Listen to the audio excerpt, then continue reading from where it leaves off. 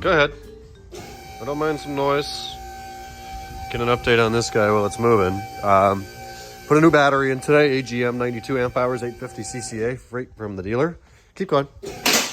And got her started.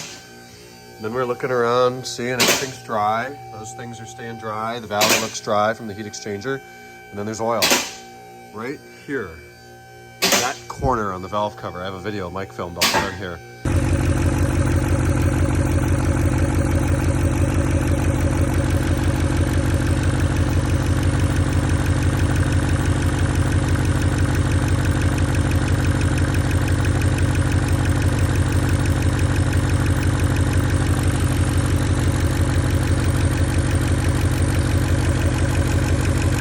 Valve cover gasket was compromised and leaking and filling our valley with oil. So that was the third leak on this car.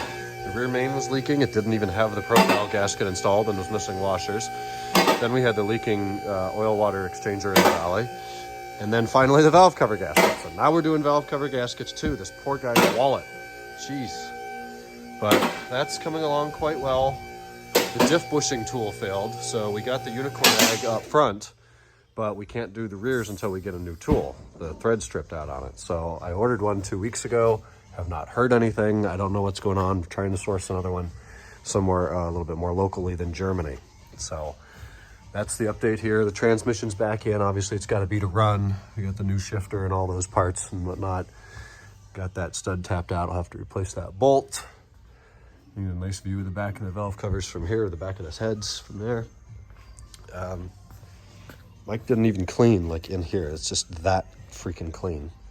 So new gaskets I was able to get these same day. The part situation's improving. I've got some new suppliers here in town. These are all the old parts. Damn. So that's what's going on that car. Then on Sterling, I did rear brakes today. We did fronts yesterday. So new pads and rotors in the back, new hardware, cleaned up everything.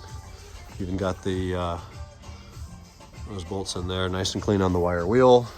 Bled all the brakes out today, changed diff fluid, changed transmission fluid, drained the oil from the oil pan, but pan stripped out, of course. It's got an aftermarket oversized bolt in there, so somebody tried to half-ass that.